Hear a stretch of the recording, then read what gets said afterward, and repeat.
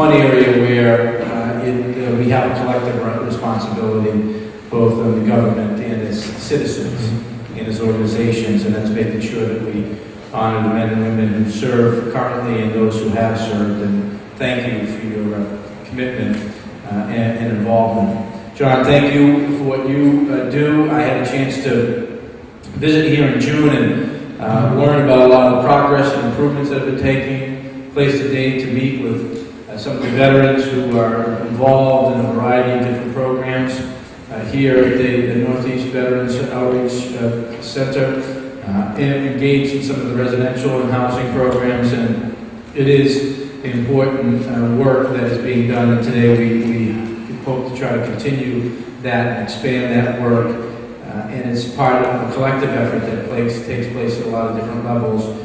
And the elected side, it's executive and legislative branches, and we're here with Representative Linda Dean Campbell, who shares a special interest in making sure that we are doing everything we can and should be doing for our men and women in uniform and our veterans. And she herself is a former captain in the United States Army, and Barbara Italian, who represents part of Haverhill and a number of communities in the region.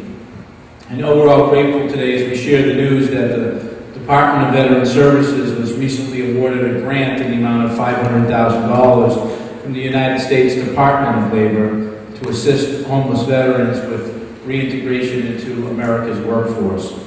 I'm pleased to announce that this funding is on the way, and that these funds will be soon sub-granted to the center here in Haverhill to quickly move into the hands of veterans to help further the mission of assisting veterans in becoming self-sufficient. And I want to take a moment also to thank Congressman Tierney and the federal delegation for their efforts.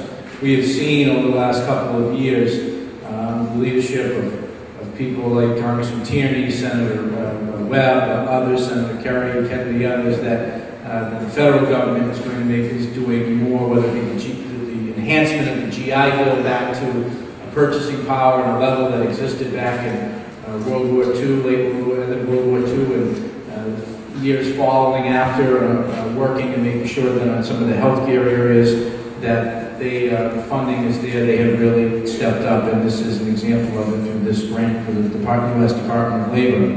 There's also a lot of work done at our department, the State's Department of Veteran Services, led by our Secretary Tom Kelly, and his team, which includes Undersecretary Coleman Nee, National Guard Colonel Cheryl Poppy, the grant writer Charlotte Brindley, who is here, where is she? Yes, she is, and the support of the advocacy from the Governor's Washington, D.C. office. There are times that some people want to criticize the fact that we have a small staff in Washington, D.C., but they are able to go from one end of the Capitol to other, from one federal agency to the other, seeking out additional dollars that are then leveraged to help the citizens and residents of Massachusetts. So I want to thank them for their work.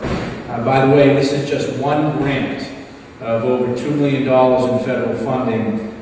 The Department of Veteran Services has been awarded through aggressive pursuit of grants in the last 3 months. So I want to thank Secretary Kelly and his entire team for that aggressive approach.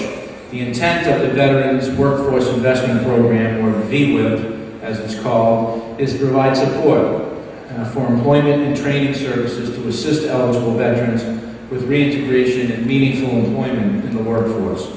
The funds will help the Northeast Outreach Center continue their work with veterans in the community.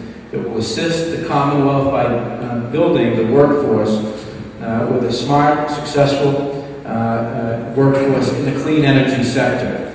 We think there's a tremendous opportunity, and through Governor Patrick's leadership, we think Massachusetts can be the world leader or the epicenter of a clean energy economy. And we can. I just came here from Draken, from a company that put on over 2,500 photovoltaic panels, 2,500 solar panels on its roof, a manufacturer that is growing and expanding in Massachusetts. And by putting on these solar panels, they not only are significantly reducing the emissions of greenhouse gases, but they're benefiting their own bottom line. The presence of those solar panels on the roof will save that company 14% of their energy costs.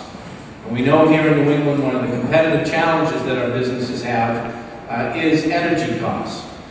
But we know that if we can partner in the state government and in the federal government and making it more affordable for businesses and homeowners to utilize renewable energy, whether it be solar, whether it be geothermal, whether it be wind turbines, that we can not only do things that are good for our environment, but good for our economic bottom line. And so we need to build the workforce that can put those solar panels and install them on residential facilities and on commercial facilities.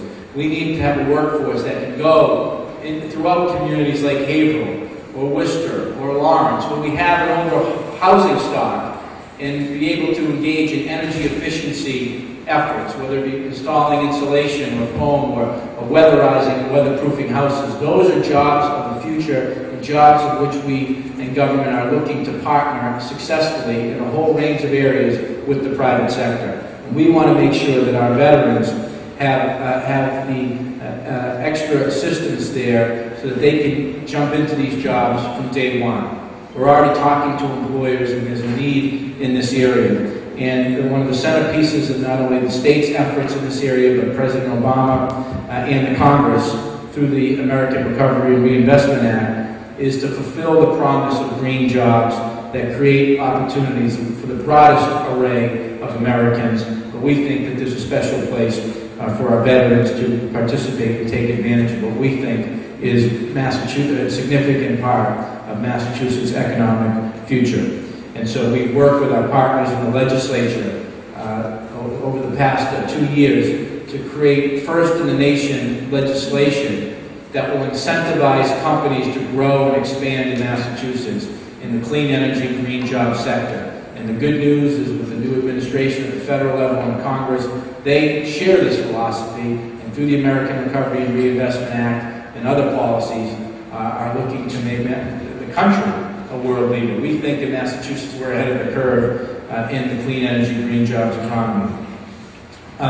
We believe that this will be a significant step that will allow our veterans to get in on the front end of this growing sector of the Massachusetts economy. I want to thank John and his team here for the work that they do day in and day out. Our Department of Veterans Services reach to the veterans across Massachusetts, and men and women in uniform, is broadened incredibly by the partnership with organizations like the Northeast Outreach Center and their closest, if you will, on a day-to-day basis in the various communities. And so this is an effort of partnership at every level, local, state, and federal, working with our veterans communities and organizations that are on the ground in different regions of the state. So we are really excited about the opportunity that exists here for several hundred veterans through this work funding and work training effort. And we know that we are creating not only jobs, but self-sufficiency, and that's good for our Commonwealth and good for our veterans. So great work to everyone who helped make this day come to fruition.